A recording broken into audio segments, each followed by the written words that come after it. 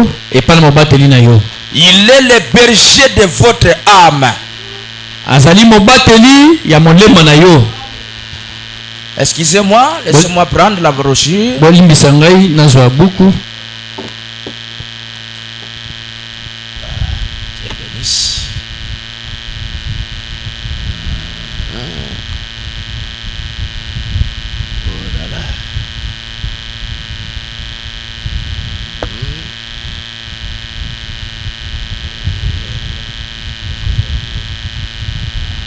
Ça ne dérange pas vraiment. Il faut que j'aime que les gens puissent lire la chose. Oui, je ne sais pas si je l'ai amené. Je crois que je l'ai amené. Le christianisme contre l'idolâtrie.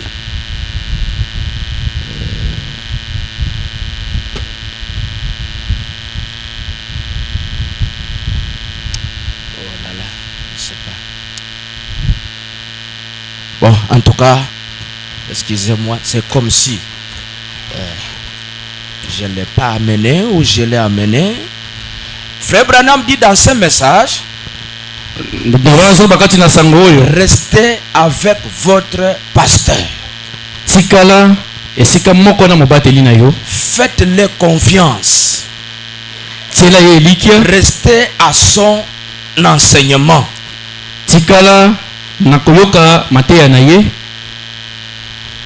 Aujourd'hui, il y a les gens qui vont ça et là. Ils laissent l'église pour aller chercher la bonne doctrine. J'aimerais vous dire ce matin, toi qui est devenu une étoile filante, pour aller chercher une église qui a une bonne doctrine, vous n'en trouverez nulle part. Cette église qui a une bonne doctrine, vous n'en trouverez nulle part. Mais vous trouverez une église où le pasteur répète ce que Branham a dit. Alléluia. Amen. Dans le message, une trompette qui rend un son confus. C'est pourquoi mon frère, je te décourage de ne plus le faire. Frère Branham dit, il n'y a pas une doctrine qui va sauver ton âme. Il n'y a pas une doctrine qui va t'enlever aussi. La seule chose qui va t'enlever aussi, c'est ta foi, ton amour envers l'œuvre achevée, qui est le message de l'heure. Ne pas croire cela, vous êtes frappé de la marque de la bête. Oui mon frère, tous ces vagabondages là, tu cherches la marque de la bête, mais tu ne cherches pas la bonne doctrine. Lesquelles par exemple? La seconde venue, c'est ça la bonne doctrine. Le troisième Adam, c'est ça la doctrine. Je crois que vous avez un peu la maladie de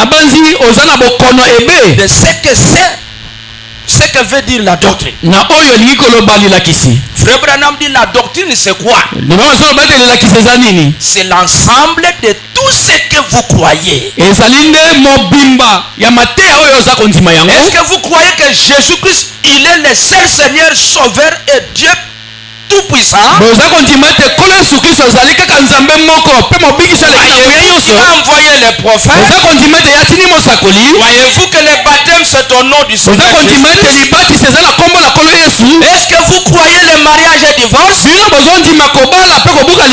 Croyez-vous que ce que Dieu a uni, personne ne peut se passer? Mais c'est cela la doctrine. Est-ce que vous ne croyez pas ça? Honte à toi. Frère Branham dit ceci. Maintenant j'aimerais détailler cela un peu plus en vous l'appliquant. sikawa bona lingina loba ngo polele penza kotalisa yango epa na bino. Voyez, momoni dans l'église, la vie dans l'église est secouée et incertaine. kati na losambo bomoi kati na losambo eza koningana pe eza penza eloko efandi malamu te. Eh bien, malamu c'est ce dont Paul parlait. eza likambo polo abanda koloba. Voyez, omoni c'est ce qu'il voulait dire. eloko alingi aloba yango wana. Si une trompette rend un son confus, soko kelelo moko eyunami pe eyokani malamu te, la vie dans l'église est secouée. bomoi kati na losambo ekoti mobulu. Les gens savent à peine quoi faire. bato simasima bazoyeba nini basala.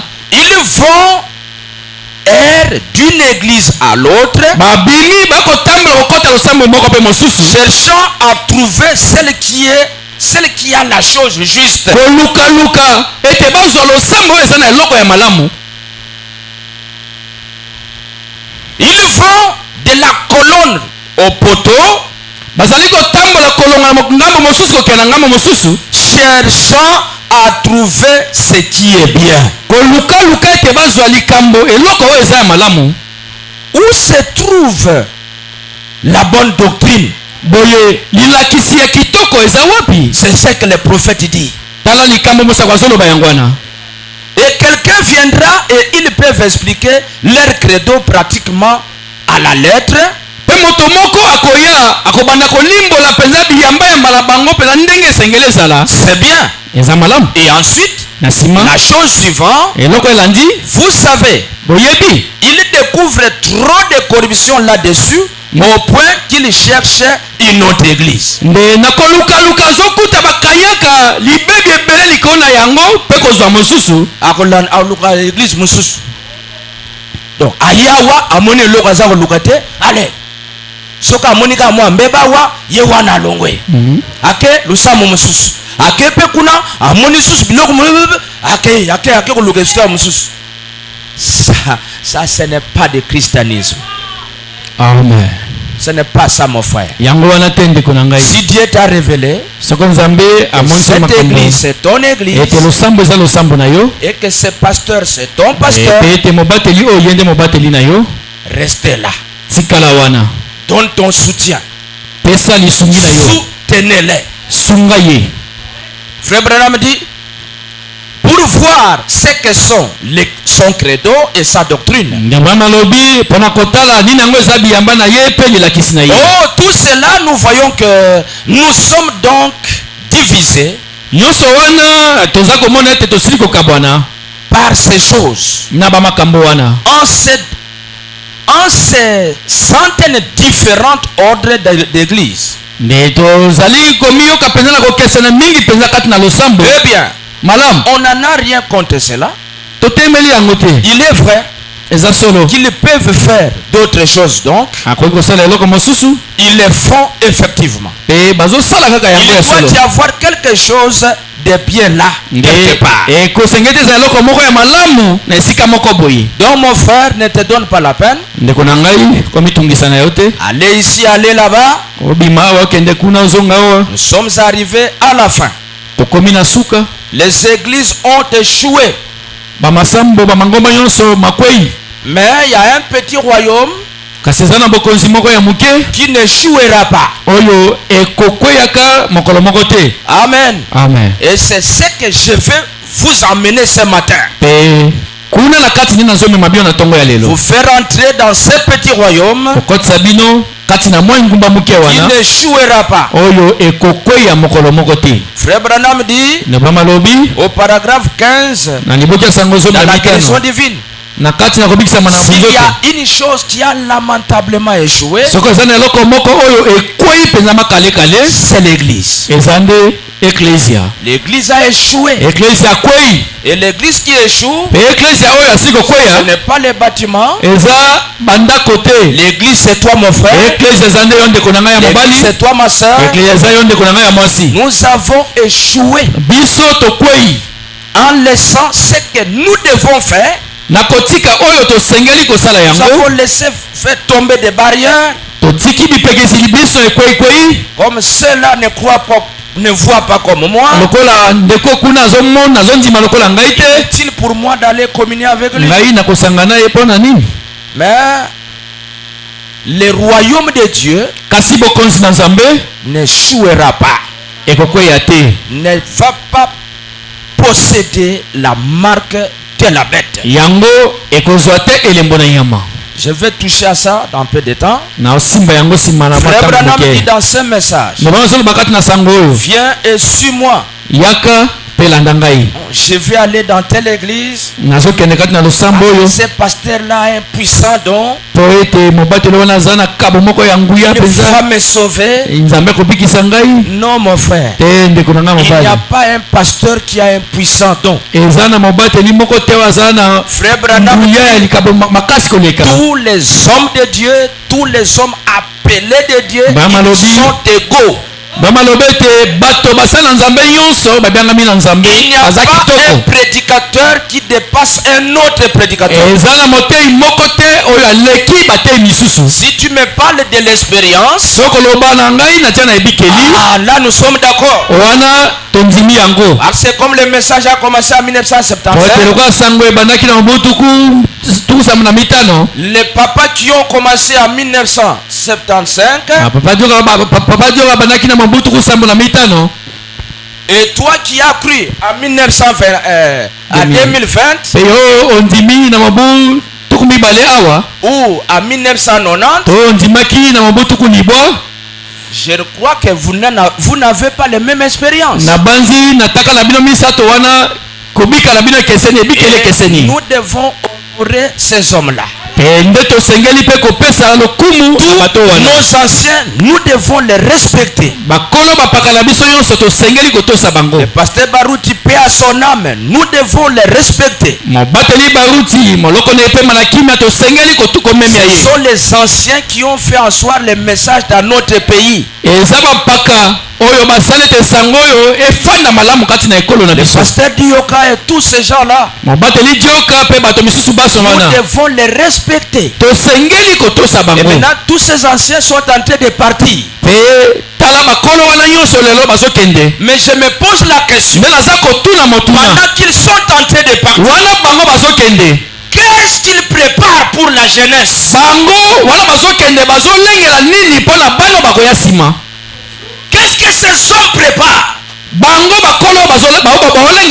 qu'ils sont là, l'écriture qui dit le pasteur doit être du premier au 30 derrière la chair. Oui, pasteur. Mais que dit Ephésiens 4? Ça dit quoi? Il a placé les saints comme les autres comme évangélistes, les autres comme prédicateurs, les autres comme pasteurs. Ils vont travailler où?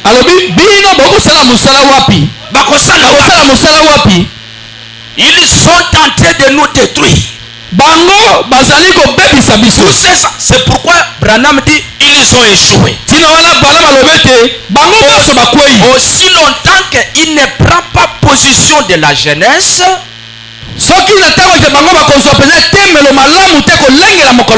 que Dieu nous vienne en aide. Branham dit nous devons quitter l'ancien système. L'ancien système de Moïse qui conduisait les gens sous la loi. Alléluia. Amen. Ça n'a pas marché. Et vous allez voir que Moïse lui-même, il n'est pas entré au pays. Dieu lui a montré le pays, mais quand à prendre possession, il n'est pas entré. Qui a amené les enfants d'Israël au pays? Dieu a suscité Josué. J'ai les citations avec moi. Les expériences 1. Abraham dit aujourd'hui, ce sont les jeunes ici. Les jeunes, ce sont eux. Il faut amener l'épouse à l'enlèvement. Alléluia. Amen. Alors nous devons ouvrir les les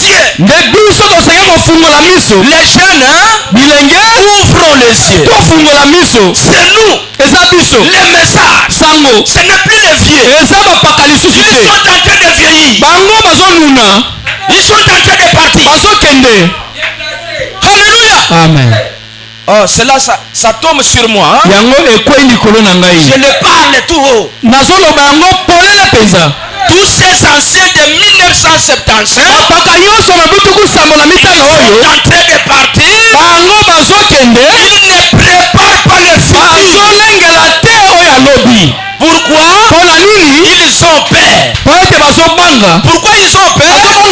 Ils sont en train de préparer les staffs de leurs enfants.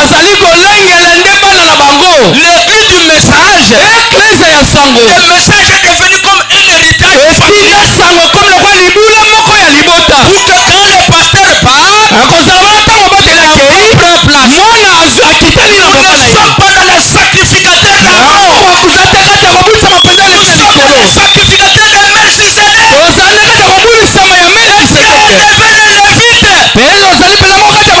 Et Dieu a fait de nous les sacrificateurs.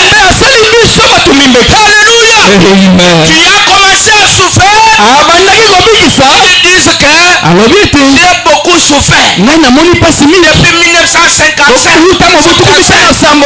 beaucoup souffert. Il y a beaucoup souffert avec le message. Et avec qui? Tous ces hommes que Dieu vous a donnés. Frère Branham dit, si je suis ici, c'est à cause de vous. Alléluia. Ce qui vous a la Alexis a cause c'est vous qui faites la fierté du Alexis. Amen. Amen. Oh, nous devons rougir. C'est pourquoi frère Branham dit, nous avons entendu beaucoup parler du message. Maintenant, nous devons faire face. Les événements sont devant nous. Branham dit ceci, que vous êtes mes enfants. Vous venez m'écouter.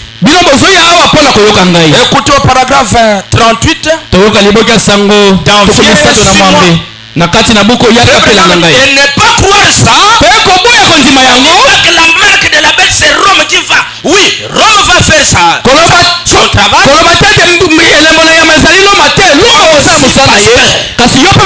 Tu es tombé dans la marque de la bête. En ne préparant pas les jeunes. Faites l'école des jeunes. Formez les jeunes ministres. Ce sont eux qui vont faire la continuité du message. Alléluia. Quel testament que vous laissez? Quel testament? Pour ces hommes. Le message hier, l'église de William Branham est appelée interdénominationnelle.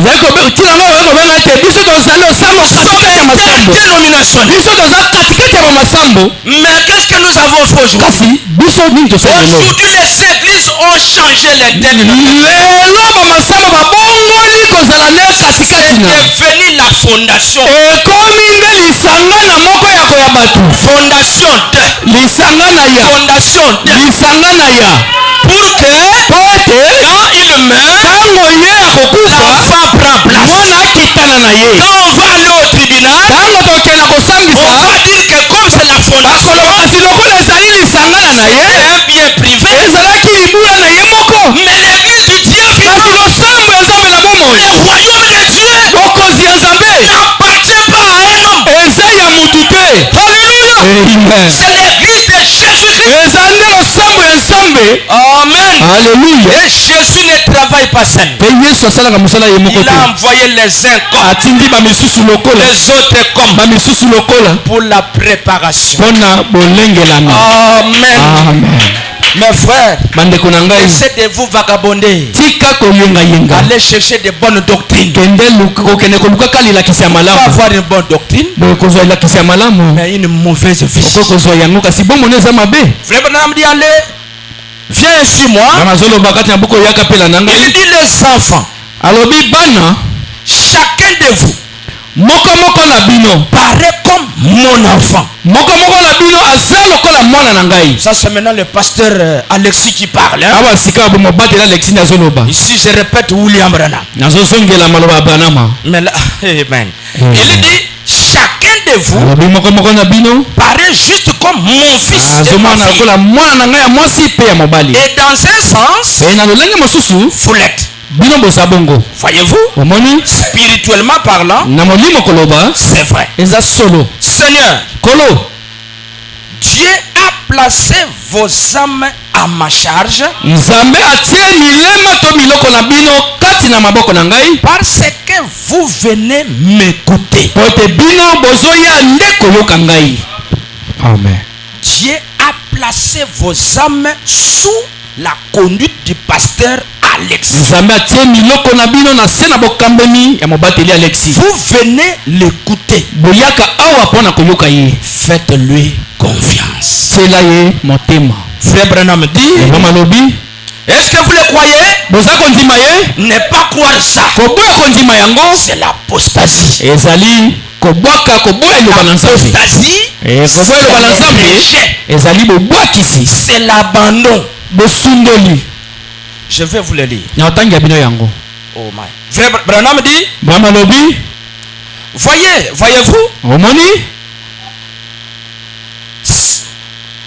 dans un sens, vous êtes mes fils et mes filles. lolenge mosusu koloba bino boza bana ngai ya basi pe ya mibali. C'est vrai. Eza solo. Souvenez-vous toujours Tango nyonso bokanisa, qu'observer les commandements kosanzela penza mobeko de Dieu ya Nzambe, est une chose importante. eza eloko moko eleki na litomba. Être élevé Kotombwama dans un bon foyer na kati na libota moko ya malamu, est un héritage de la part de Dieu. ezali libula moko kowuta na Nzambe. Être des bons enfants Pe kozala bana malamu avec de la personnalité comme vous en avez. na lolenge ya bomoto malamu boza na yango, C'est bien. eza kitoko. C'est merveilleux d'avoir de l'éducation. Eza kitoko ete obokolama malamu. C'est même merveilleux de vivre dans un pays de la liberté. Eza pe malamu kobika kati na ekolo moko eza na bosomi na yango. Nous avons beaucoup de choses pour lesquelles nous devons être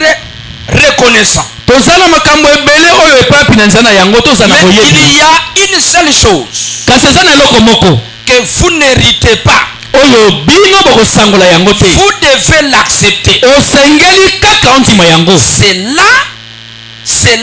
C'est la vie éternelle. Eza wana eza nde bomoi na seko. Et vous ne l'acceptez qu'en suivant Jésus par expérience de la nouvelle naissance. Pe yo okondima yango na kolanda kakolo Yesu Kristo na nzela ya kobika ya molimo.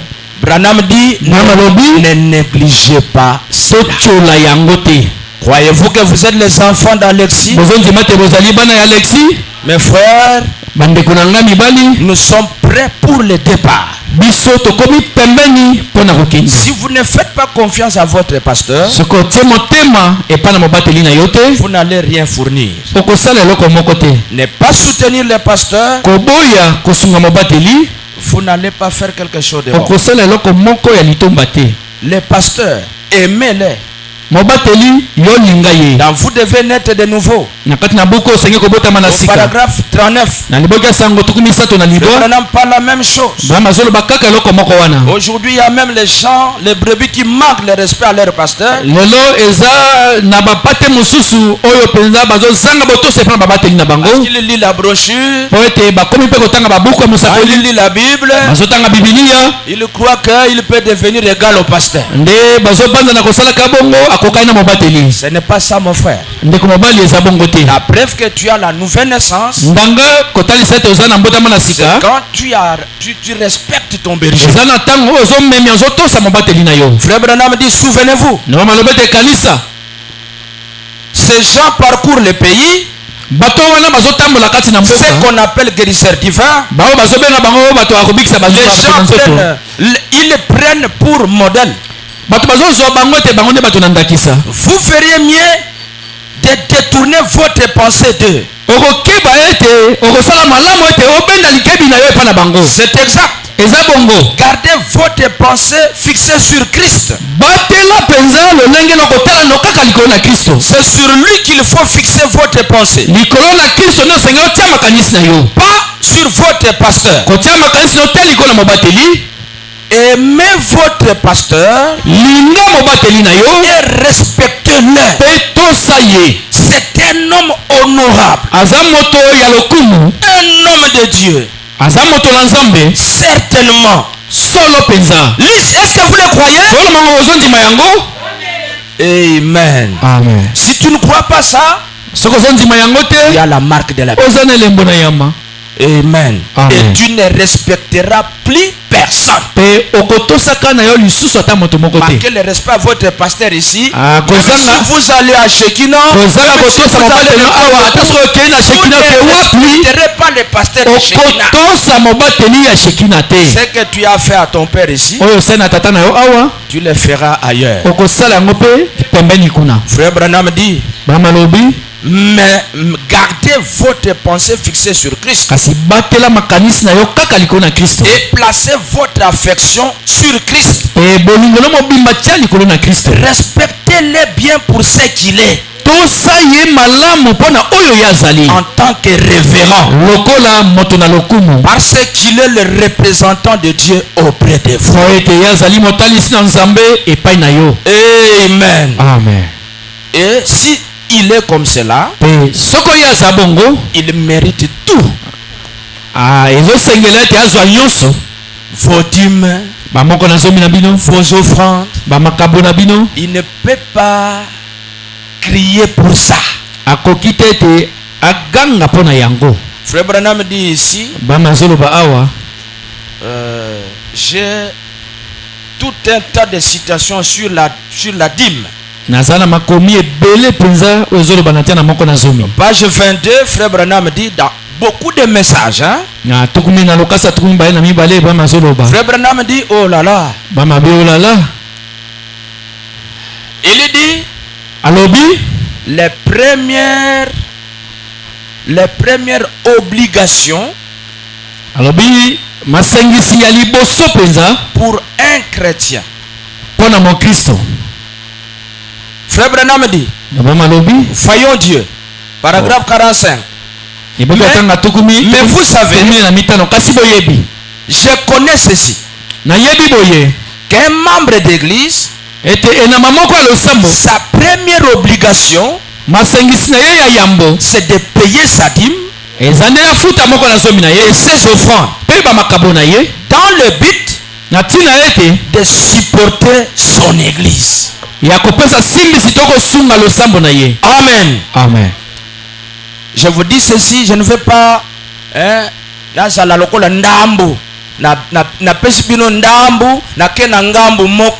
Branham dit qu'un vrai pasteur ne peut pas manquer de prêcher sur les dîmes et les offrandes dans son église. Parce que votre avancement, votre bénédiction dépend de cela. Amen. Branham dit, si vous êtes membre de l'une de ces belles églises qui sont représentées ici,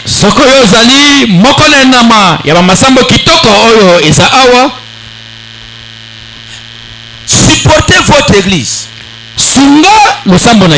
C'est votre premier devoir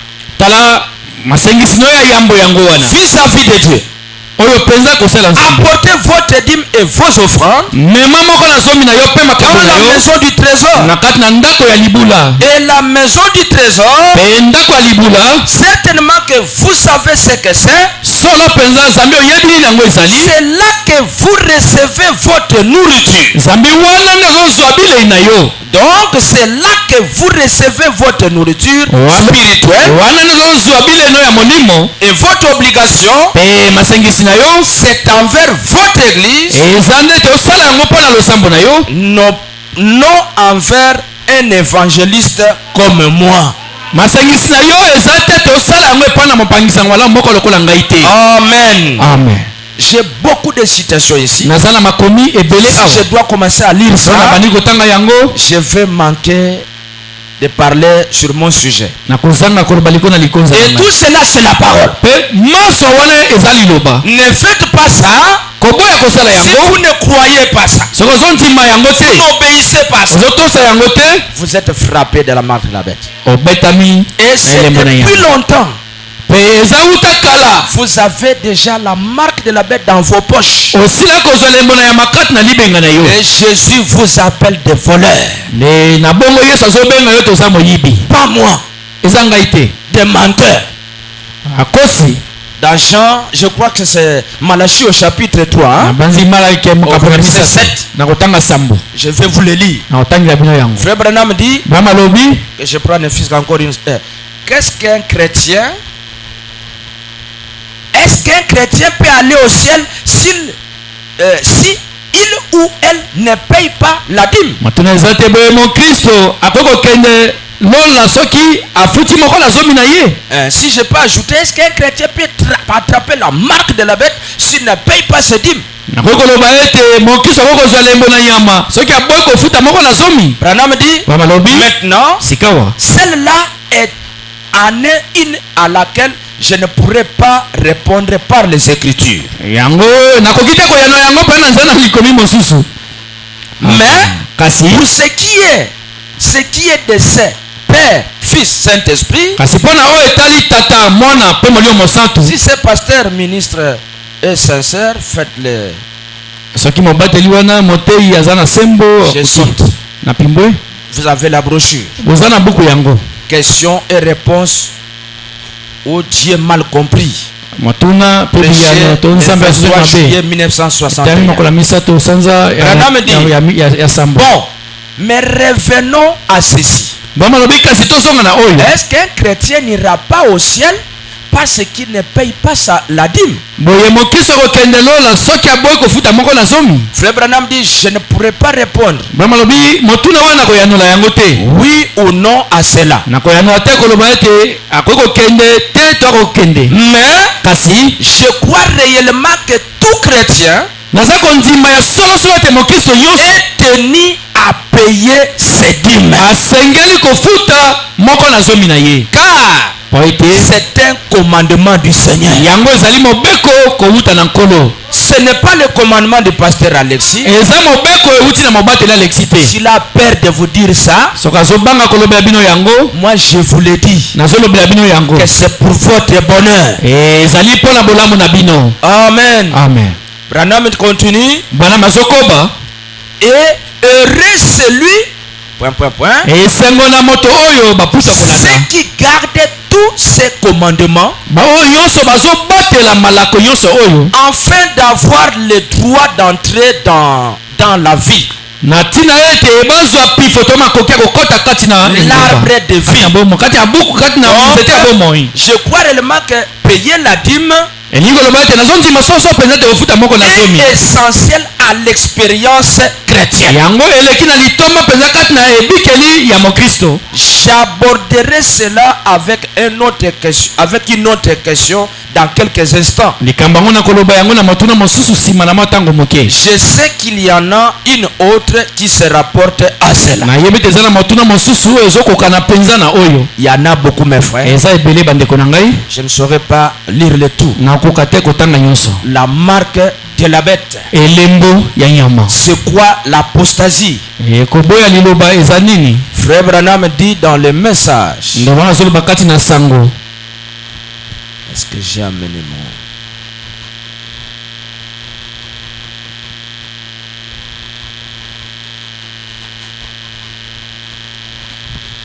La marque de la bête Elembo ya nyama. Ou l'apostasie. Tokoboya liloba. C'est quoi, frère Branham? Ezanini ndeko Branham. Fais-nous connaître cela. Lakisa biso yango. Afin que nous puissions savoir comment nous préparer. La marque de la bête ou la marque de l'apostasie. Si vous ne payez pas la dîme, les offrandes, vous êtes tombé dans l'apostasie. Et vous êtes privé de bénédictions sans que vous les savez. Amen. Amen. Frère Branham dit au paragraphe 177, la marque de la bête. Prêché jeudi 13 mai 1954.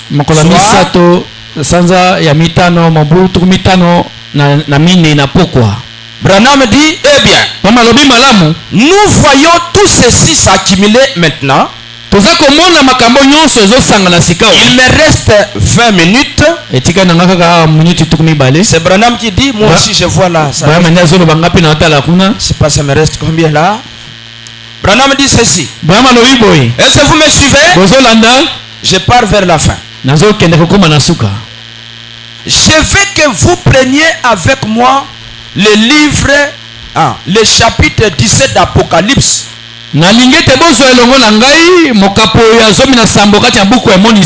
terminer dans quelques instants. Maintenant, nous allons nous diriger vers le but. Écoutez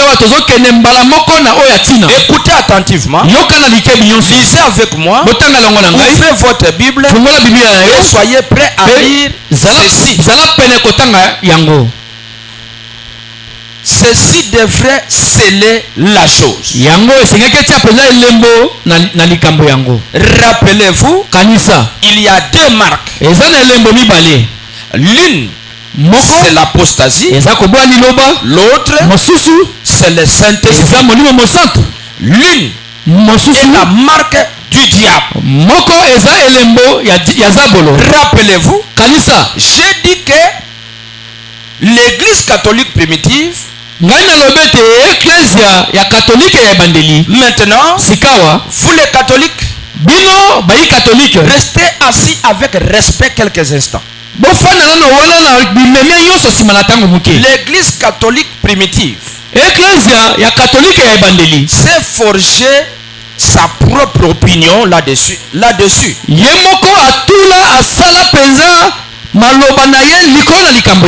avaient une fausse doctrine. Et la Sainte Eucharistie,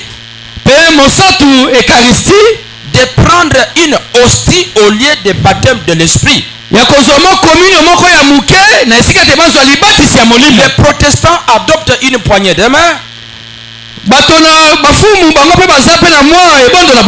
un engagement. Tous les deux sont en erreur. D'après la parole de Dieu, c'est ça le plan. Ils vont baptiser Père, Fils, Saint-Esprit. Alors qu'il n'y a absolument pas une seule fois où qui que ce soit ait jamais été baptisé comme ça. Ce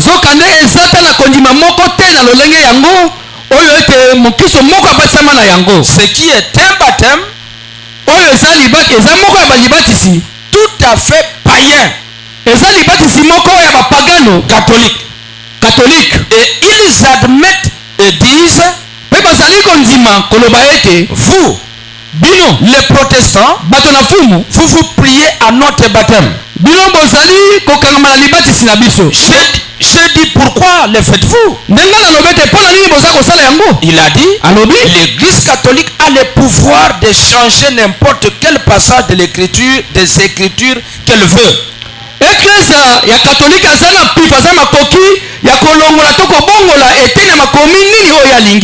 dit, c'est un mensonge. Amen. L'apostasie, rejeter la parole, remplacer la parole kozwa mosusu kotia na esika na yango par un système na mwa lolenge moko boye qui n'est pas la parole. oyo eza liloba te. Branham dit, mama lobi il a dit, alobi dans ce cas-là, na ntango wana pourquoi est-ce que vous voyez, vous y pliez? mpona nini bino boye bozali kokangama na yango? Ah, là, wana ça vous fermera la bouche. ekokanga yo munoko. Pas à moi, ekokanga ya ngai te. je ne crois pas. nazondima te. Ceci est la parole de Dieu. oyo eza nde liloba na nzambe. C'est vrai. eza solo. Si les gens veulent le suivre, soko bato balingi kolanda yango ils devront y aller tout seuls. basengelaki moto na moto akende ye moko. Moi, ngai je dois dire la vérité. nasengeli naloba solo. Amen. amen. La marque de l'apostasie. elembo ya koboya liloba. C'est ce qu'ils ont fait pendant les âges.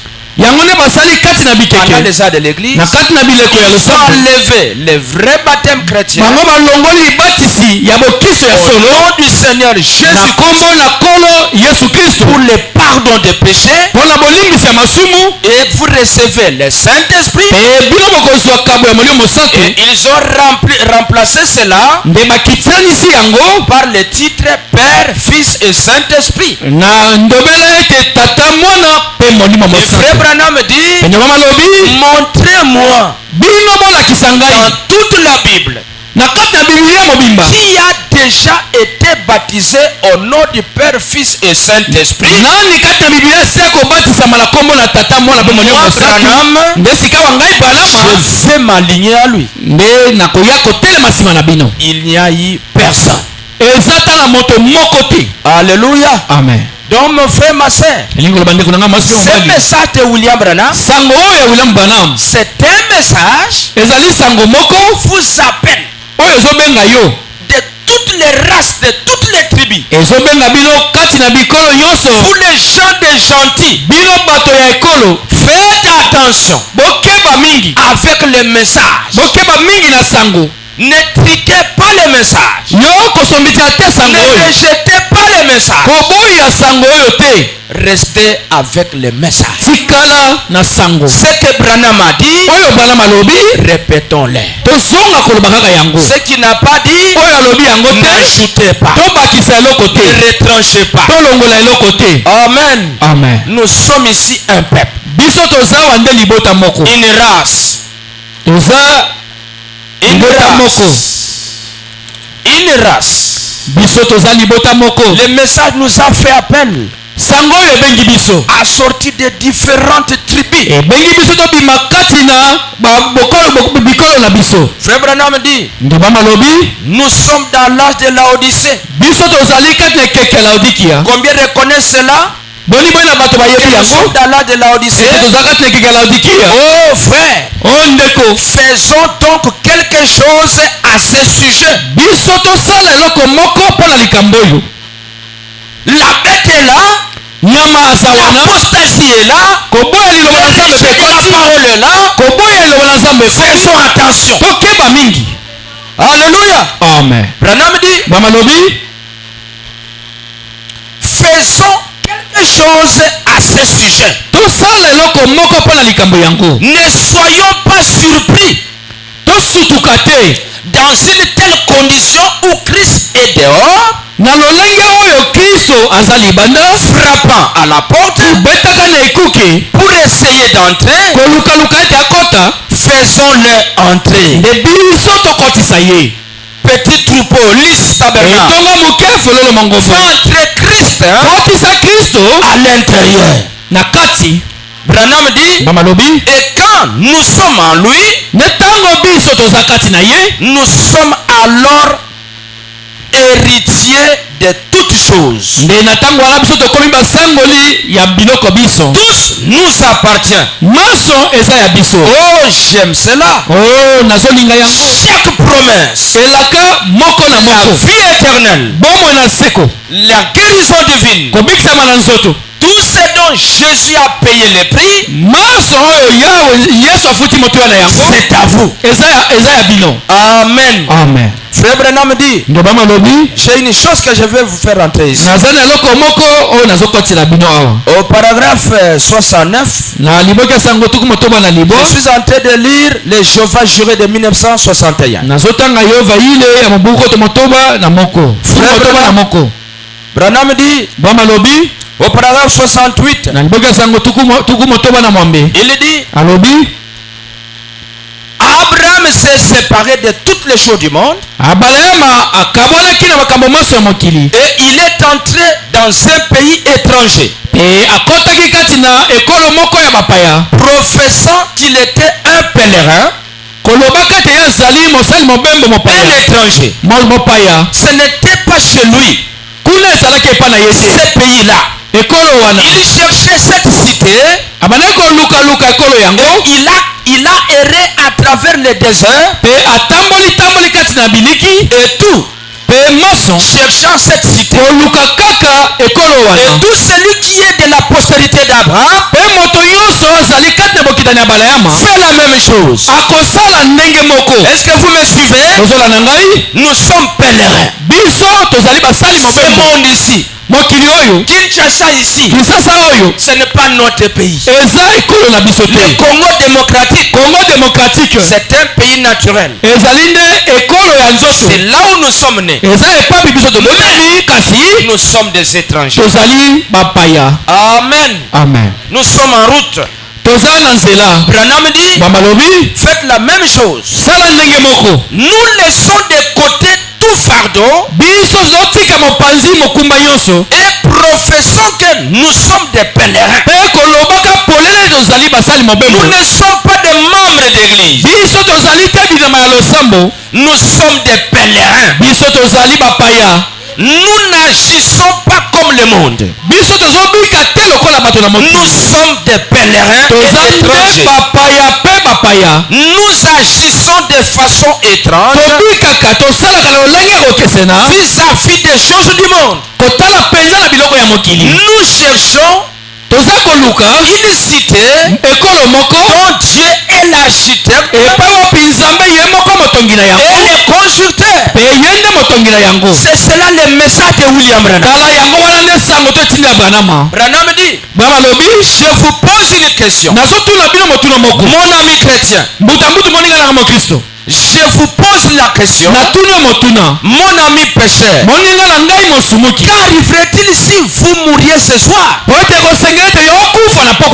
L'Amérique peut-elle vous sauver? Ou serez-vous de 10 000 ans à partir de ce soir? Où serez-vous?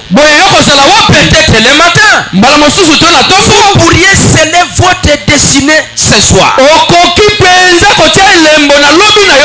ne le savez pas. Laissez-moi vous avertir. Mettez-vous en ordre avec Dieu.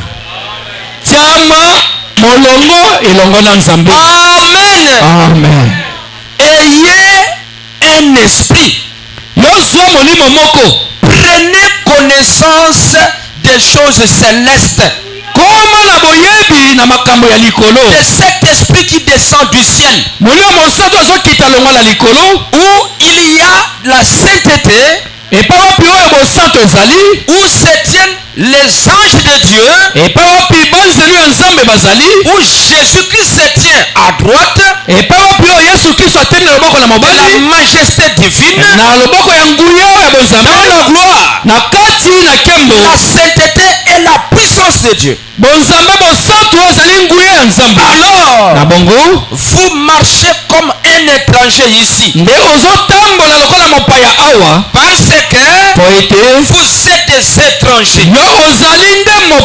Vous n'êtes pas de ce monde. Alléluia. Amen. Si tu es chrétien, tu as reçu le Saint-Esprit. Le message de William Branham, c'est le Saint-Esprit. Et le Saint-Esprit n'est pas différent de la personne de Jésus. Le Saint-Esprit et Jésus, c'est la même chose. Le Saint-Esprit de Jésus habite en toi. L'Esprit de Jésus entre dans ton ton cœur. ekoti kati na motema na yo Parce que Laodicée, c'est quoi? ete laodikia nde nini C'est Laodicée. eza laodikia C'est l'âge eza ekeke où Jésus est mis dehors epa wapi yesu atiami libanda par l'indifférence. na bato oyo bazangi boyebi Nos comportements, bizaleli na biso nos agissements. lolenge na biso kobika Amen. amen Tu es encore dans Laodicée. yo boye oza nano kaka Si na tu ne sais laodikia pas obéir au commandement de Dieu, oyebi kotosa te mobeko na nzambe l'apostasie est là. kobebisama eza wana bana malobi Vous n'êtes pas de ce monde. yo oza ya mokili oyo te Petits enfants, bana mike moi non plus, ngai mpe te ne suis pas de ce monde. ngai naza ya mokili oyo te J'ai pris pour vous. nazobondela mpo na bino Voyez-vous, omoni Jésus a prié pour son église yesu abondeli mpo na losambo na ye afin qu'elle ne soit pas de ce monde. na ntina ete bango baza ya mokili oyo te Dans Jean 17, na kati na yohane dans la prière, Jésus a dit, na kati ya libonde yesu alobi Père, tata je les laisse sur la terre, nazotika bango na mais mokili ils ne sont pas de la terre. kasi bango baza ya mokili te Nous ne sommes pas de la terre. biso toza ya mokili te Avec ce glorieux message, na etinda ya sango ya nkembo oyo quand nous sortons ici, ntango tozobima awa nos actions, misala na biso nos comportements, lolenge na biso kobika ça doit parler. esengeli eloba Alléluia. amen Nous avons un message biso toza na sango moko qui est différent des autres messages. oyo ekeseni na basango misusu Nous avons un prophète. biso toza na mosakoli moko loba balobi Tout ce qui est pour ce voyage, oyo nyonso baza pene mpo na mobembo tout ce qui est pour ce voyage oyo nyonso eza mpo na mobembo est avec nous. eza na biso elongo Dans le troisième exode, biso tozali kati ya mobembo ya misato nous sommes les dernières races. tozali ekolo ya misato Nous les gentils, biso bato na mabota nous fermons le christianisme. biso tozokanga nde mpenza Nous bokristo mettons fin tozotia suka à toutes les actions de Dieu en ce temps de la na fin. bisala nyonso ya nzambe na ntango na suka oyo Ce qui était Dieu, nyonso oyo nzambe azalaki déversé cela dans son œuvre. asopi kati na losambo na ye Alléluia. amen Quand tu marches, ntango azotambola ce n'est plus toi qui marches. eza yo nde azotambola te Nous chantons un chant. tozoyamba nzambo Ce moko n'est plus moi qui vis, eza ngai moto nazobika te Jésus-Christ en moi. eza yesu kristo kati Ce na n'est ngai plus moi qui vis, ngai nde moto nazobika lisusu sa te parole à moi. eza liloba kati na ngai Que la parole est vous, vous êtes devenus un. oyo liloba na yo bokoma eloko moko C'est à poser la question. esengeli otuna motuna wana L'église, ce n'est pas un lieu de promenade. eklesia eza esika ya Nous venons kotambola te ici toyaka awa pour nous examiner. po ete tomitala malamu mpona kotala Quel rapport boye mpenza boyokani nini nous avons avec Jésus? toza na yango na yesu Frère Branham dit, ndoba balobi le peuple de Dieu, libota ya c'est nzambe un peuple mis à part. eza libota oyo etiami mopanzi Dieu nous a suscité nzambe abimisi biso dans de différentes traditions. na kati na bamokoko ekeseni Il nous a appelés abengi biso à sortir hors d'eux. ete tobima libandana J'ai quelque chose à vous remettre. naza na eloko moko ya kopesa na bino Il appelle mon frère Eli. ye mpenza abengi ndeko na ngai eliya Sort de Kassai. bima na kasai Sort de la tribu Luba. longwa kati na bokoko ya luba Alléluia. amen Prends toutes les traductions de Luba. zwa bokoko nyonso ya baluba Mettez cela dehors. tia yango libanda Prends la couverture zwa sika basipeli de Luba. Mettez ça dehors. oyo ya baluba tia libanda Prends la couverture zwa esipeli de Bangala. Mettez oyo ya bangala tiango libanda Prenez tout ce qui est de Bakongo. zwa nyonso oyo ya bakongo Jetez cela dehors. tia yango kuna libanda Moi j'ai une chose spéciale. ngai naza na eloko moko ya ntina Je t'ai appelé ngai nabengi yo pour te donner po ete napesa yo chose que tu avais perdu. napesa yo eloko oyo obungisaki Tu avais la chute d'Adam. na ntina na kokweya na adamu Qu'est-ce que tu as perdu? nini yango obungisaki Sainteté. bonzambe Tu as perdu quoi? obungisaki nini Vie éternelle. bomoi ya seko na Tu as seko perdu quoi? obungisaki nini L'autorité. bokonzi La puissance nguya de dominer le monde. ete okonza De mokili soujeter le mal. ete oyeba koyetelata oyo ya mayele mabe mabe. Si tu continues encore avec le mal, cela montre encore que tu appartiens à l'une de ces tribus de la terre. Mais si tu es appelé à sortir, écoutez frère Branham, il dit ceci, je continue la citation. C'est paragraphe 69 que je suis en train de dire. Ils ne sont pas de ce monde. Peu importe, vous n'êtes pas américain. Aux Américains, vous n'êtes pas un Suédois.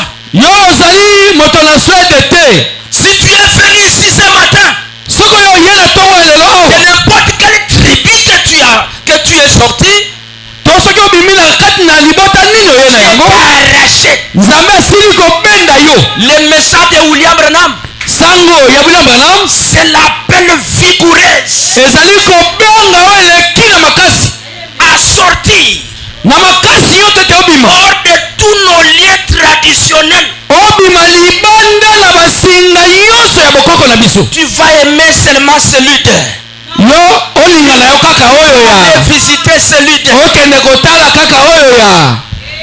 Mais attendez, laissez-moi terminer la citation. Jésus a dit dans Jean 13, 34, aimez-vous les uns les autres. L'amour, les liens de la perfection. Vous n'êtes pas Suédois, vous n'êtes pas Américain, tu n'es pas un Quinois, tu n'es pas un Congolais. Frère Branham dit, si nous ne sommes pas des Quinois, frère Branham, nous sommes qui? Branham dit, vous n'êtes pas même Européen. Parce que si tu es Quinois, va agir comme les Quinois. Un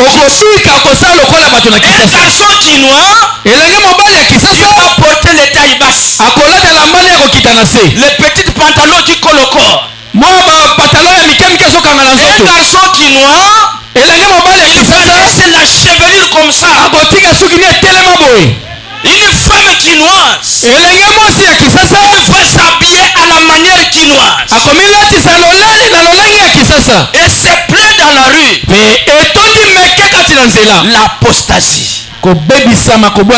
Frère Branham dit, vous êtes un chrétien. Vous êtes un chrétien. Et si vous êtes un chrétien, votre esprit est là-haut. Cela vous fait mener une vie sainte.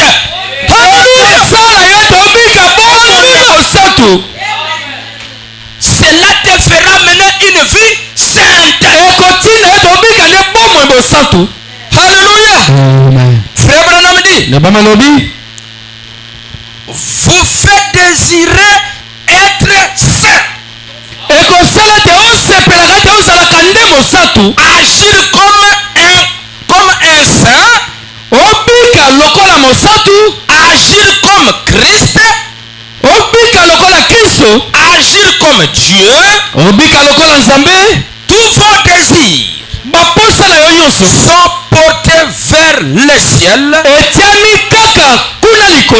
non vers le monde. Est-ce que vous le croyez? Si vous êtes chrétien, vous allez agir comme un chrétien.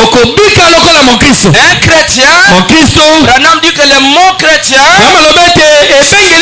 signifie Christ. Et Christ aujourd'hui, il est le message. Quand nous lisons Branham a dit,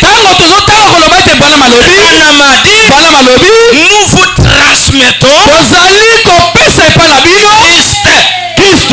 Le message de Branham, c'est la colonne de feu.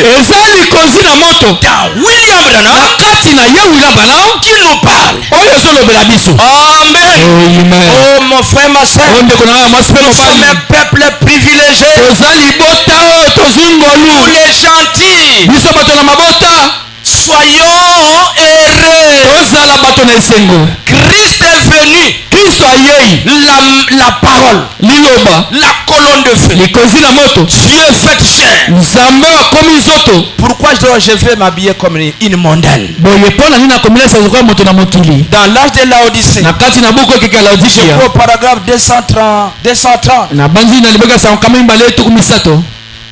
je crois que mon temps est terminé. Vous m'ajoutez encore 10 minutes? Est-ce que vous pouvez m'ajouter 10 minutes?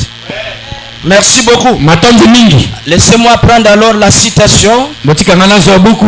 L'âge de Laodicée. Ekeke ya Laodikia. Un âge où Jésus est mis à la porte. Ekeke oyo Yesu atiami libanda. Paragraphe 230. Na liboka sango kammi bale tuku misato. Qu'est-ce qui a mis Jésus dehors? Nani to loko nini etie Yesu libanda? Nos indifférences. Ezande kozanga boyebi na biso. Nos habillements. Lolenge na biso ya kolata. L'amour souffre. Bolingo ezate. L'amour souffre. Bolingo ezomona pasi. Ça cherche où cela peut entrer. Ezolukaluka. Wapi ndakota. Nous avons les appartenants à l'église. Biso tokoma kaka kati ya losambo mwa bato oyo tokangai na bango. Des doctrines différentes. Mamalakisi ya kokesene. Mais frère Branham dit un jour, kasi ndeko alobi ete mokolo moko ça sera, ekozala, toi chrétien, yo oza mokristo, moi aussi chrétien. ngai mpe mokristo. Il parle de l'histoire de la guerre azoloba na lisolo ya etumba des Japonais avec les Américains. oyo ezali kati na bato na Japon na C'est bamelika. dans les 3 témoins ici. ezali kati na buku oyo banzeneke misato. Il dit, alobi ce Japonais est allé prier quand on lui a fait sortir de la prison. mofani moyi Japon oyo akende kobondela ntango babimisaki ye kati na boloko. Après avoir prié, il avait très faim. nsima ne kobondela azalaki na nzala makasi. Quand il est sorti, ntango abimi il parlait, il marchait lentement. azokende azotambola malembe malembe. Tengu tengu nanzala. Il croise un homme. ake kokutana moto moko. Il lui pose la question, monsieur, atuni ye motuna mbutambutu. es-tu chrétien? yo oza mokristo? L'homme dit, mbutambutu alobi na ye, oui, moi je suis chrétien. iyo ngai naza mokristo. Es-tu chrétien? boye yo mpe mokristo? Oui. iyo Moi chrétien, ngai mokristo, toi chrétien, yo mokristo. fini la guerre. etumba mpe esili. Est-ce que ça peut se faire avec nous aujourd'hui? motuna eza ete Le croyant du Messie. ekela wana ekosala na biso lelo bakristo. Il est de Shekinah.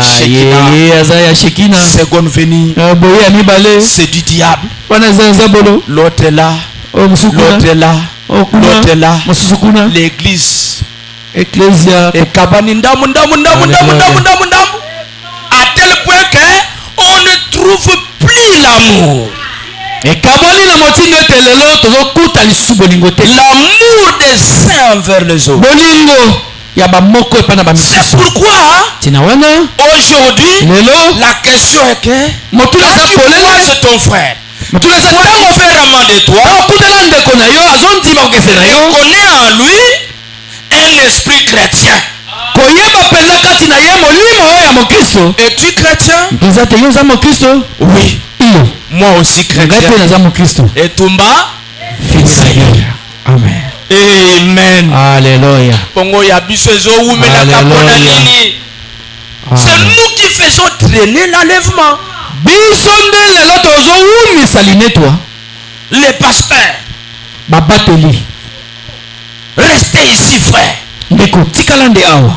Ruth a dit, Boaz a dit à Ruth, restez ici. boazi alobi na luta tikala awa. Mais cela ne signifie pas de ne pas aller communier avec votre frère. kasi elingi koloba te ete nakotikaka awa oboya kokende kosangana ndeko na yo te. Ruth restez ici. luta banda kotikala awa. Restez dans les champs de Boaz. azotika kati na elanga ya boazi elingi koloba Restez dans la parole. tikala nde kati na liloba. Alléluia. amen. Si Alexis croit le message, soko Alexis azondima il prêche le message. azoteya sango Dio ka croire le message. joka azondima sango Baruti croire le baruti message. azondima sango Branham dit que toutes ces petites divergences que nous avons, bamaloba ete mwa bokeseni mike nyonso toza na yango c'est comme dans nos maisons, hein? eza lokola kati ya bandako na biso Ke na restaurant, moi c'est aliaka mbika batumba te. Yo oliaka mbika batumba. Okoboya moi sina yo ke boko kabwana. Po yo liaka ya kotumba te, ngana liaka. Branham dit si moi je mange les tartes et que l'autre là mange je ne sais que là, il a cité là, il dit peu importe ça. soki nga aliaka mbika ye aliaka mosusu kuna etali te Restons ensemble. totikala elongo Nous sommes les enfants du Père. biso tozali bana ya tata Mon frère, ndeko na nga il y a un mobali chant qui me vient. na nzembo moko ezoyela Nous ngai sommes enfants du Père, co-héritiers avec les fils. Nous sommes sujets de son royaume. Nous sommes une famille. Nous sommes un. Alléluia! Oh, liste tabernacle. fololo mongombo Nous sommes une famille. ondima tozali libota moko Qu'il soit des Shekinah, azala ya shekina qu'il soit des Zoé, azala ya zowe pas que l'église. to ya mongombo songolo pakala Ce message. wazondima sango oyo Nous sommes une famille. biso toza libota Que les petites divergences ne nous séparent pas. mwa bokesani mike mike wana ekabola biso te L'apostasie est en train d'approcher. okisama koboya liloba na nzambe ekoti kati ya masambo Ne na biso regardons pas ça la louer là-bas. totala yango kuna mosika te Marchons dans l'apostasie tozotambola kati na koboya liloba avec la vraie doctrine na lilakisi ya et les malamu barrières. kasi babipekiseli Avec la vraie doctrine. na lilakisi ya kitoko Frère Branham dit, na bamalobi et voici qu'il se tient à la porte là. mpe tala wana kisa atelemi na ekuke Dans l'âge de l'Odyssée, paragraphe 230. na kati ya ekeke ya laodikea mokapotanga Dans tuku ce mibale na dernier misato acte de l'église, na kati ya ekeke na kati na losambo le Dieu tout-puissant, nzambe oyo aleki na nguya alléluia, amen cela me brise le cœur yango ezopesanga mpasi na motema d'y penser. ya kokanisa Mon Seigneur, kolo na ngai se tenant devant la porte kotelema wana liboso na ekuke de sa propre église, kati na losambo na ye moko après avoir été mis dehors nsima na ye kobwakama libanda par la mondanité, na mokili la froideur, malili la dénomination ebongiseli et l'indifférence. mpe kozanga boyebi Les prédicateurs aujourd'hui, bateyi lelo ils ont peur bazobanga de dire la vérité du message aux croyants bazobanga koloba bosolo ya ntina epai na à bandimi cause de leur gagne-pain. kaka mpo na moba bamafuta na bango lifuti na bango Alexis, alexi n'ayez pas peur. kobanga te Dites la vérité. loba solo Alléluia. amen Frère Branham dit, loba malobi un jour, mokolo moko chacun va répondre. moko akoyanula Qu'est-ce que vous avez fait de ce message? yo osala nini na sango oyo Oh, lisse. o fololo Laissez-moi vous dire. tikala naloba na bino Faites confiance à votre pasteur. botia motema na bino epai na mabake na bino Que vous payez vos dîmes ou pas, ofuta moko na 100 mino to te sachez-le. yeba yango Mais il travaille. kasi azosala Vous mosala savez pourquoi il travaille? bobi mpona azosala mosala À cause de vos esprits indifférents. kaka mpona bamilimo oyo bosala yango akozanga boyebi J'ai une citation, Branham dit, naza na buku dans moko le bazoloba venu de 1955. nabanzi kati na boya mibale ya mobutu mitano na mitano bamalobi Branham dit, bamalobi un pasteur, un lévite, mobateli mosali na etumbelo travailler, ya ko kosala mosala te doit vivre des dîmes et des offrandes qu'apportent les croyants. asengela bika kaka na moko na zomi mpe bakabo oyo bandimi bazomema yango Mais si il doit travailler, kasi soko asengeli kosala mosala pourquoi? mpona nini L'indifférence. kozanga boyebi L'église de Jésus-Christ eklesi ya nzambe ya yesu kristo est venue comme une mondanité. ekomi lokola mokili Branham dit, bana malobi l'indifférence kozanga boyebi a laissé Jésus à la porte. etiki yesu libanda L'indifférence. kozanga boyebi Branham dit, se tenant devant la porte, frappant, essayant de rentrer. En y pensant, il y a quelque temps, je me suis penché sur ma table et je me suis mis à pleurer. Et je m'étais dit, j'ai souvent pensé à Jésus assis dans la maison des pharisiens.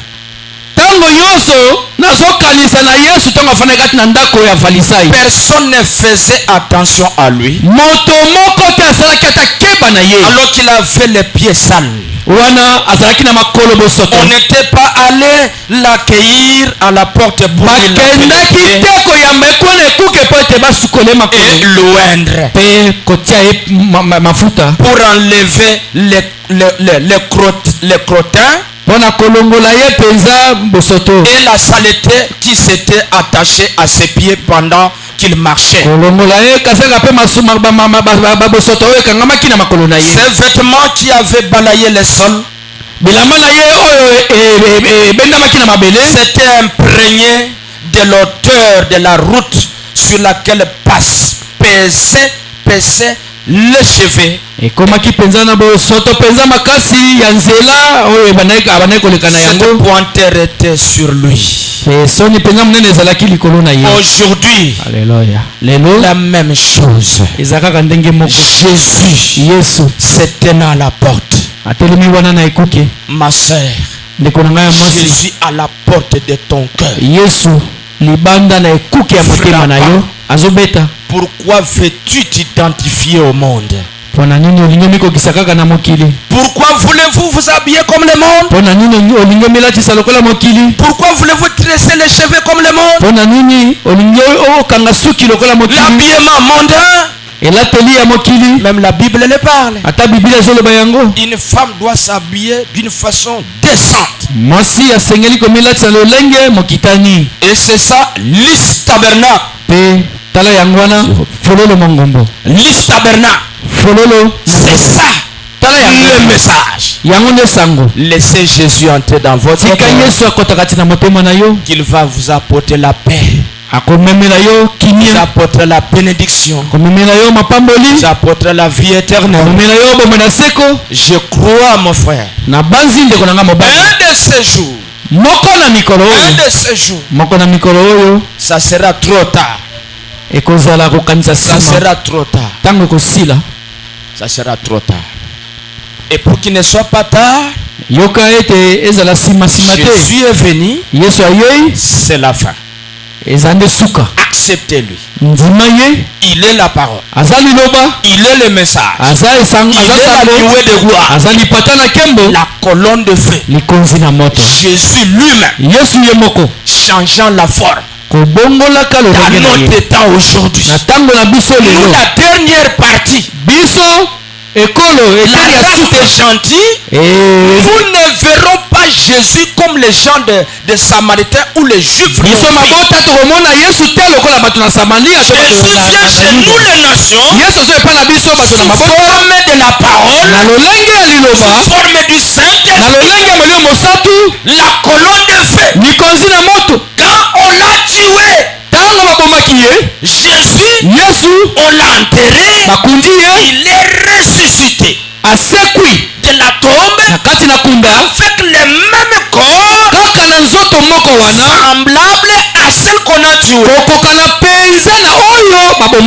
Il a dit à ses disciples, il faut que je puisse partir. Je vais aller vous préparer pour venir chez toi les fils et les filles des nations. Entrez dans ton cœur. Empêchez que le monde physique puisse les voir. Il y a maintenant dit la seconde venue aujourd'hui. Quand Jésus a dit, après des temps, le monde ne me verra pas. Branham dit le monde là, c'est le monde physique. Mais il va changer C'est pourquoi vous avez reçu un prophète. tina na yango bino bozwi mosakoli moko Le nom se termine par H-A. oyo kombo na ye esuki na HAM H-A-M. Elohim. eza nzi Elohim nzambe kati na nzoto mosuni Colonne de feu. likosi na moto William Branham. kati na William Branham Vous appelant.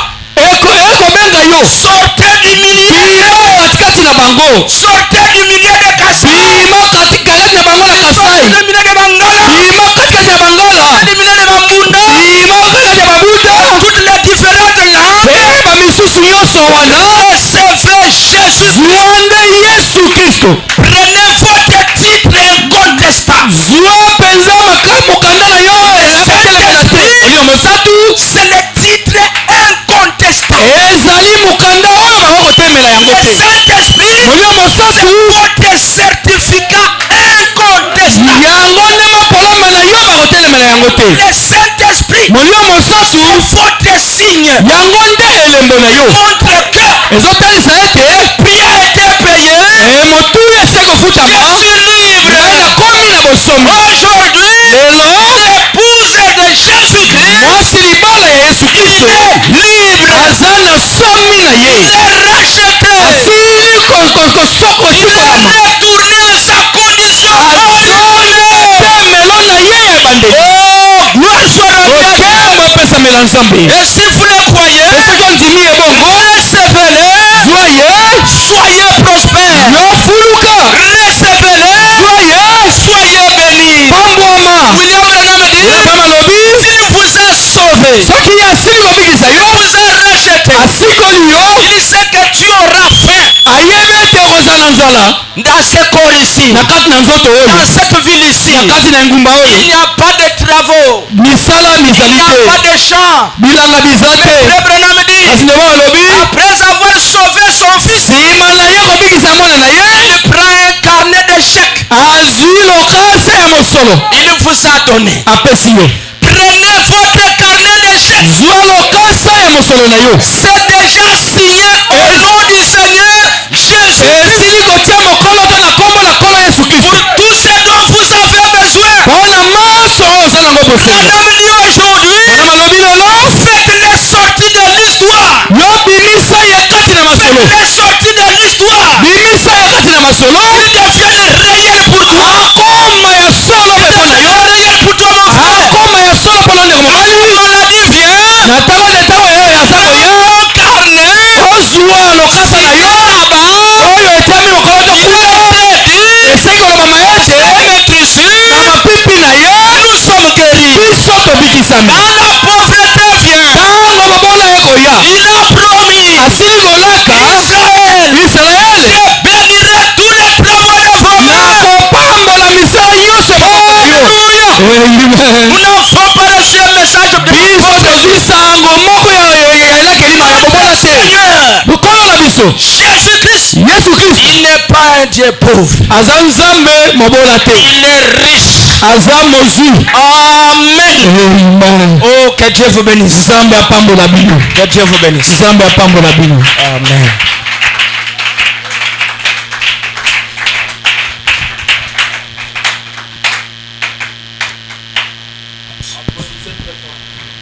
bati maboko makasi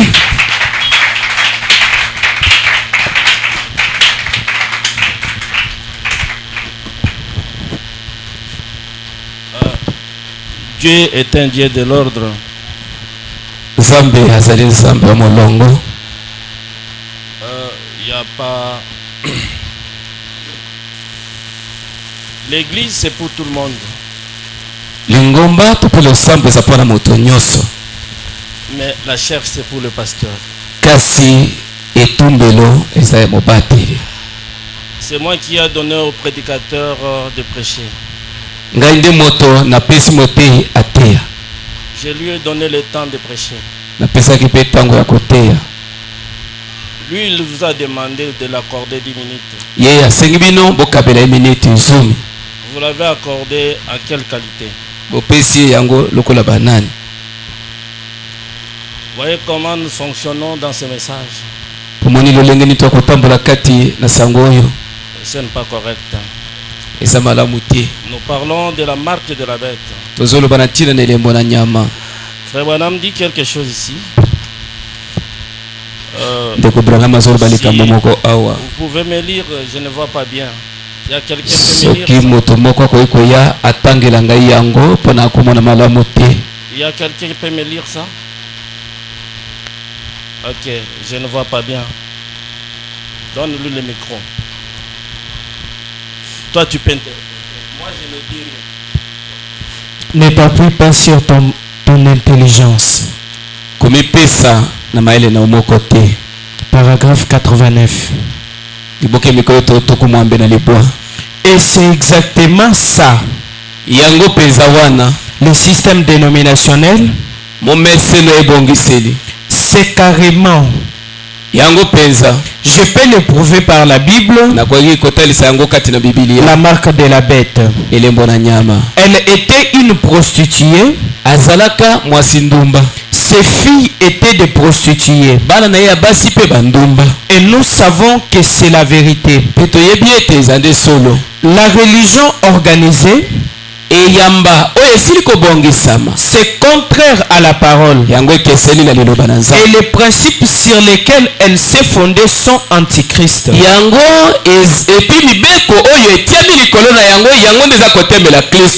Tout ce qu'on trouve là-dedans n'est pas antichrist. Mais les principes sur lesquels elle s'est fondée sont antichrist.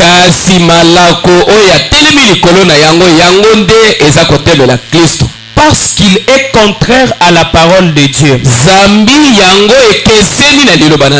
Tous les systèmes organisés sont ainsi.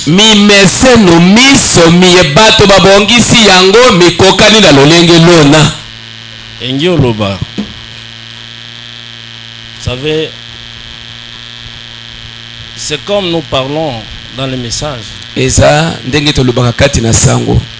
Toutes les églises des messages, nous avons des brochures.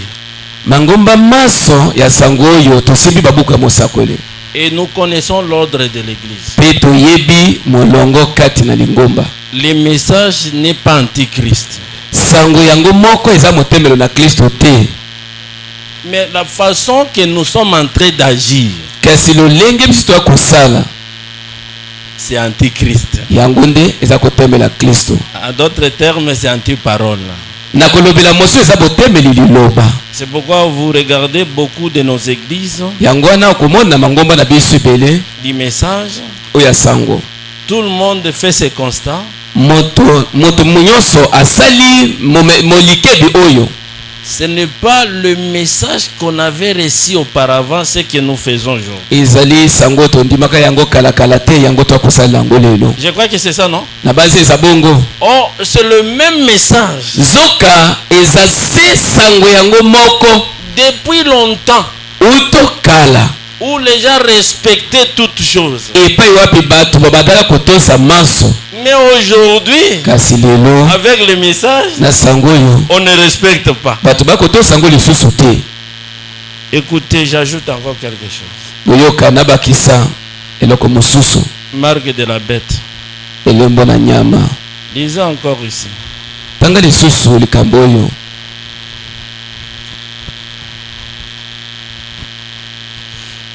Unis sous une seule tête.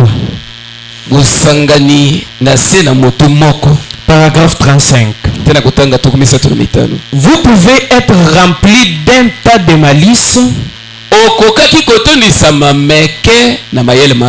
Vous pouvez être rempli de beaucoup de prestige.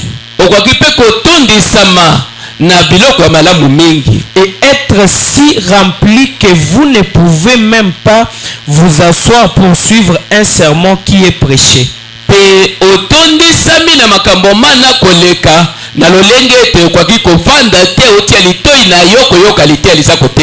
Vous pouvez être rempli de beaucoup de haine.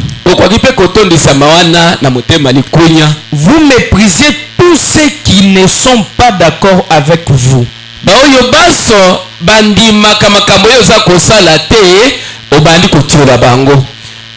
Tout comme vous pouvez être rempli de beaucoup de non-sens.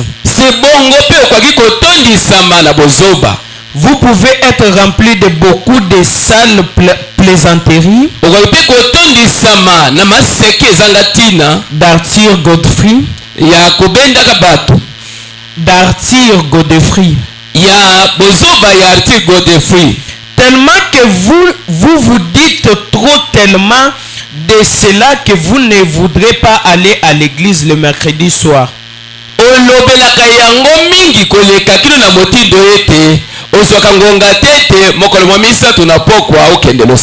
Ou quelque chose de ce genre.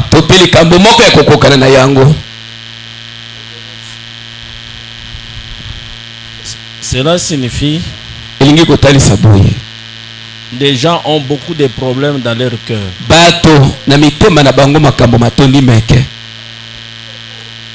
C'est ce que Frère Branham est en train d'expliquer. Et même aujourd'hui, parmi nous les prédicateurs, ça arrive que nous ne pouvons pas supporter que quelqu'un d'autre puisse nous prêcher.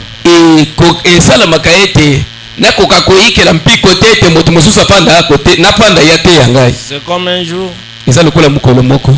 j'avais des jeunes ministres, on était en réunion là. Ils m'ont dit que mais les frères Eli il a beaucoup prêché, coupe-les, nous aussi on va prêcher.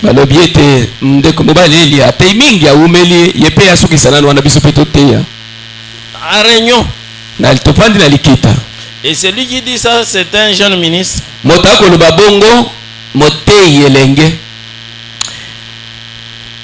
Et vous savez, les messages, ce n'est pas pour tout le monde. Les prédicateurs nous allient ici. Il y a les gens qui sont destinés de ne pas avoir le Saint-Esprit.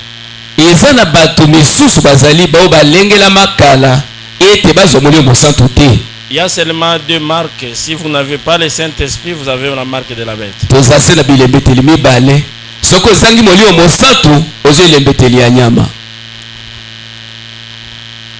Moi, le message ici, c'est Dieu. C'est l'ordre. Moi, je dois être en ordre et vous aussi en ordre.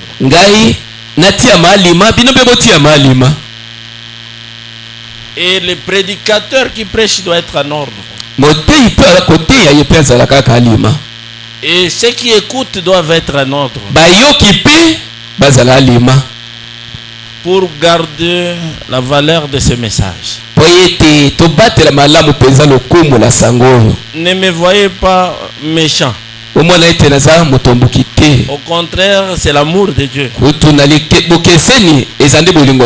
devons garder le message honorable.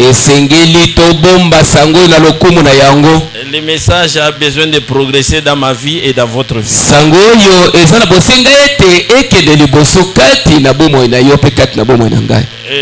Un prédicateur qui monte ici, on m'a posé la question.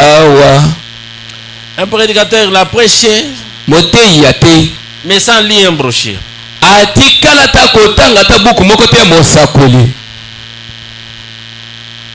Mais c'est lui qui a prêché. Mais c'est moi qu'on me pose la question.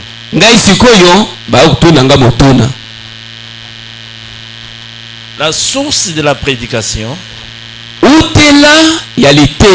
là où un prédicateur peut avoir le matière pour donner à l'église,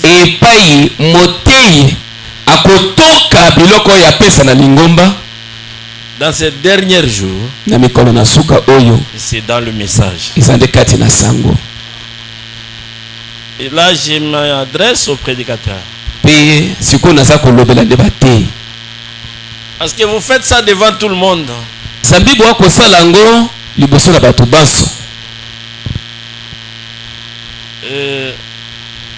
Et j'avais regretté aussi.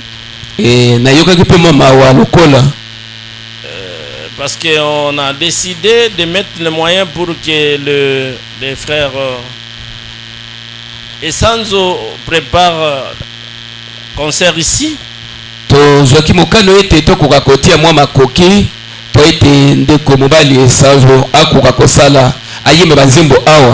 Ils ont répété le mercredi. Mais vendredi, ils n'ont pas répété. Parce que demain, il est parti avec la clé de l'église au travail. Ce n'est pas bien. Comme pasteur, demain ne touchera pas la clé de l'église pendant un mois.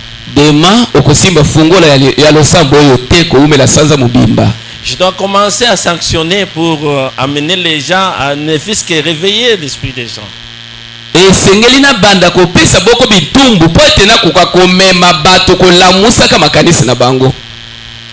Les frères et sœurs viennent au-delà de l'aéroport. J'ai appelé les frères. Il a dit que j'avais oublié dans ma poche. Et désormais, dès aujourd'hui, la clé de l'église va commencer à rester dans mon chantier là-bas.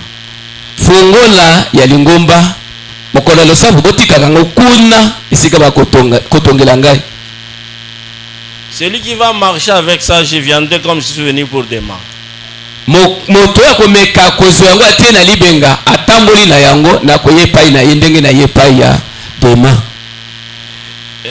Est-ce que vous m'avez suivi? Et on m'a posé encore une question. Et pasteur, est-ce que quelqu'un peut prier dans une langue dialecte sans interprétation?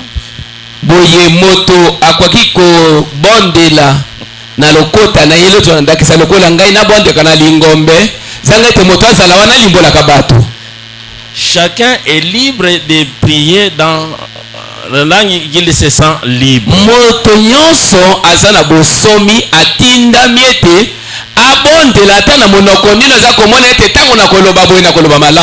Mais seulement si c'est à l'église, là où il y a beaucoup de gens, il faut un interprète pour que les autres écoutent ce qu'il est en train d'intercéder. Même la prophétie, si vous donnez la prophétie sans interprétation, ça sert à quoi? Vous allez me faire vieillir vous allez m'amener à être vieux en cause des questions inutiles.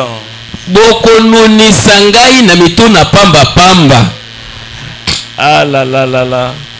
Ça dit c'est mon vieux Élie.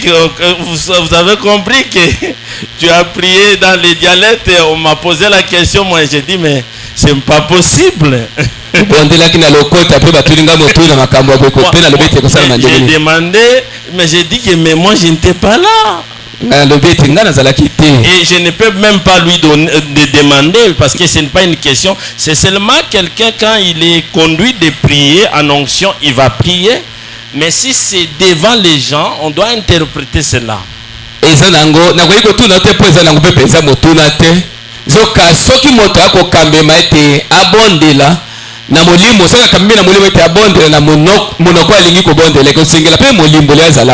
Mais les gens qui ne viennent pas à l'église et les gens qui ne payent pas la dîme ont déjà la marque de la bête. Vous allez le constater. Ce n'est pas moi, c'est pourquoi j'ai dit aux frères que bon, toi parle. Tu seras fatigué. Et je vais dire aussi, Élie, toi aussi parle. Et je vais dire, Cicéron aussi parle. Et Richard parle. Tout le monde peut parler de la marque de la bête. Ce n'est pas un cachet. C'est un système. C'est comme je vous ai dit ce matin. J'étais là-bas. Le prédicateur a donné 10 minutes. Vous l'avez accordé. Moi là-bas, j'ai dit ça c'est le coup d'état, non? Il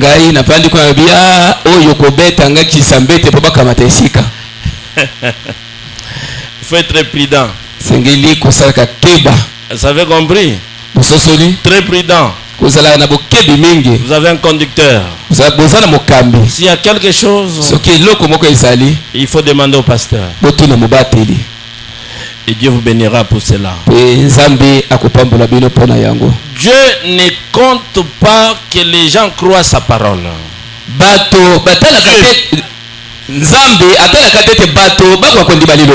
Mais il compte beaucoup aux gens qui appliquent sa parole.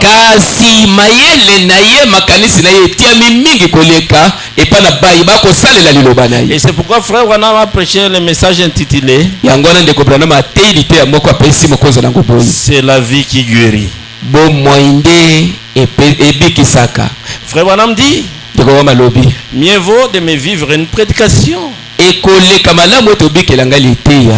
Dieu me le prêche. Vous connaissez cette écriture? Oui, c'est une bonne chose. Voilà comme tout père spirituel. Je suis en train de veiller comme un chauffeur est en train de veiller avec le véhicule qu'il conduit. Vous avez apprécié les frères fidèles. Applaudissez pour lui. Et mettez-vous debout. On va chanter. Et puis le frère Eli va prier, mais non pas Chiluba, il va prier en français.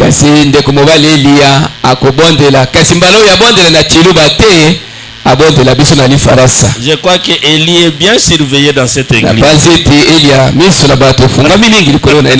Mettez-vous debout, mes sœurs et mes frères. Respect de la parole de Dieu. Même si vous êtes malade, mets-toi debout. Quand nous allons prier, et l'homme de Dieu va prier, et Dieu vous guérira. Nous sommes à la fin.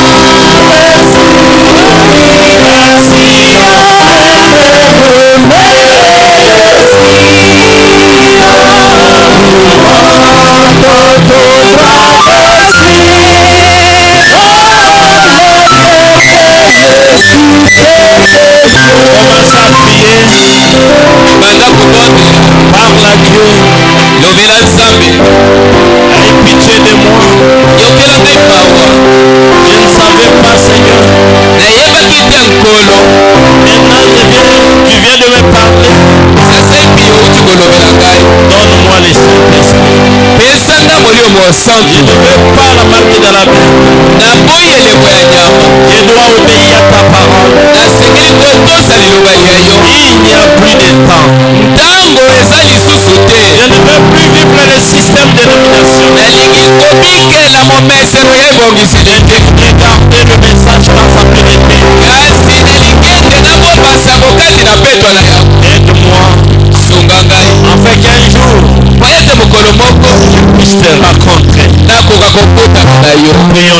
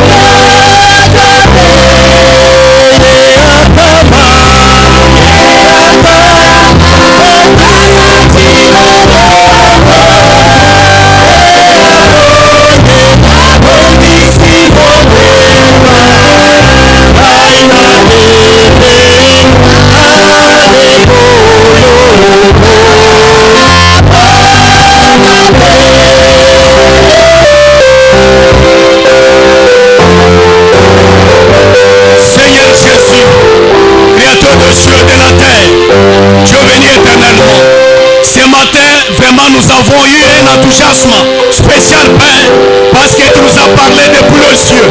Mon Dieu, mon roi, comme nous t'avons demandé, Seigneur, dans toutes les étapes, conduis-nous, Père éternel. Oh Dieu bien-aimé, je sais que Père éternel, sacrée parole a été vraiment consolée, Seigneur de gloire.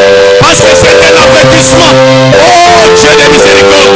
Je sais, Seigneur de gloire, si quelqu'un ne reçoit pas ton signe, qui est vraiment ta marque à toi, Seigneur, où serait-il, Seigneur de gloire, quand il y aura vraiment la persécution dans ce monde?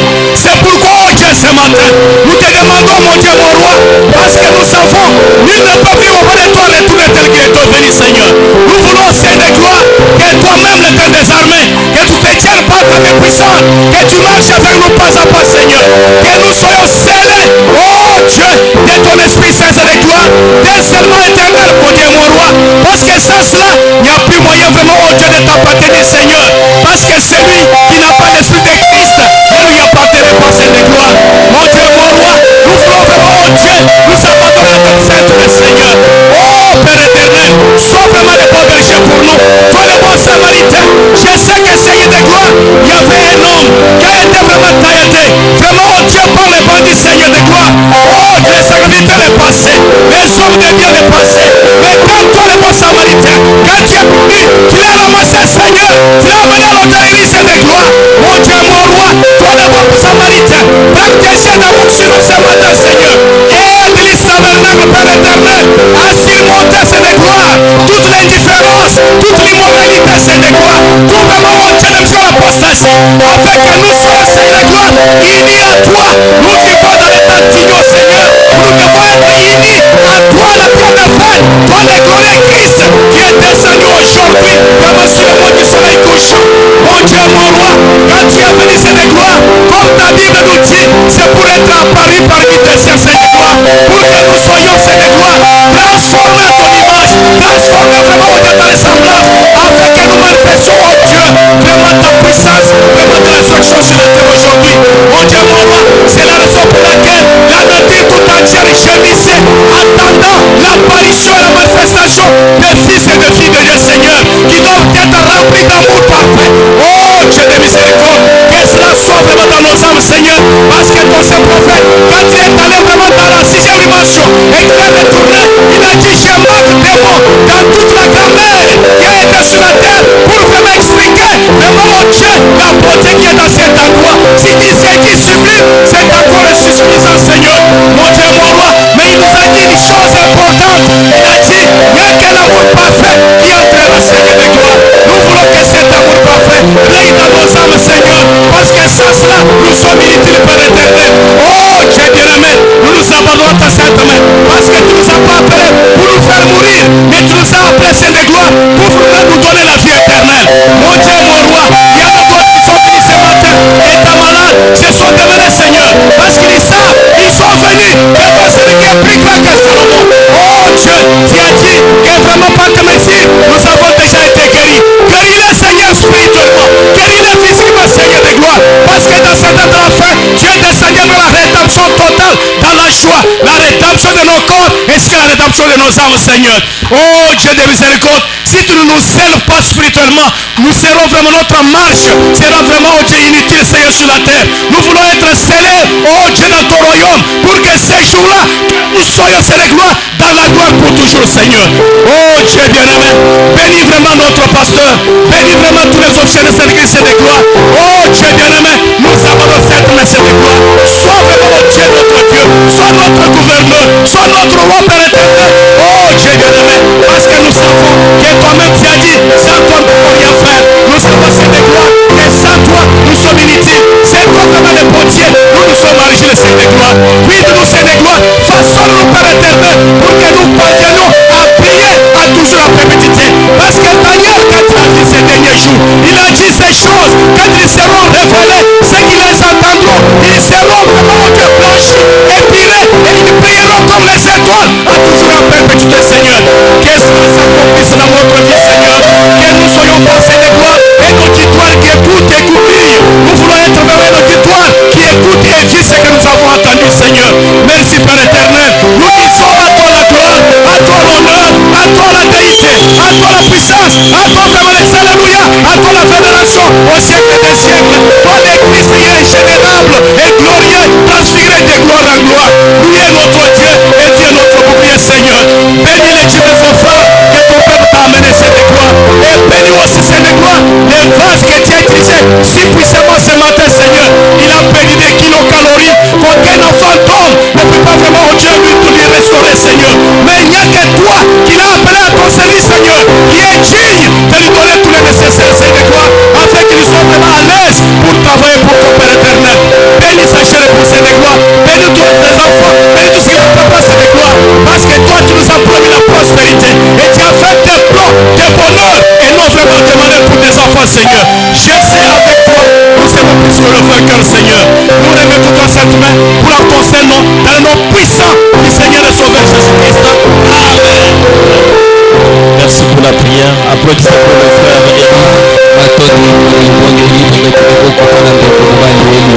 Mais là, il n'a pas de questions. Tout le monde a suivi la prière. Vous savez, le frère Eli, moi je l'aime beaucoup.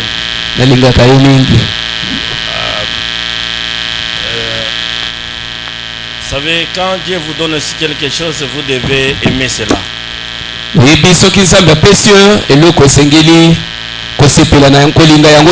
Lui aussi, il verra dans votre cœur que vous aimez la chose.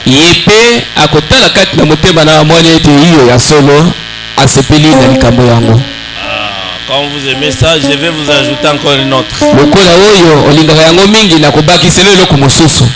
Je crois que c'est une bonne chose. Parce que comme lui c'est un ancien, j'aimerais qu'il soit là-bas. C'est pourquoi je l'ai reposé un peu, qu'il se souffle un peu.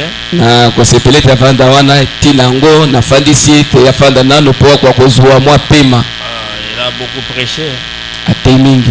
Quand je vais faire des mouvements, il va prêcher encore, donc il doit se reposer.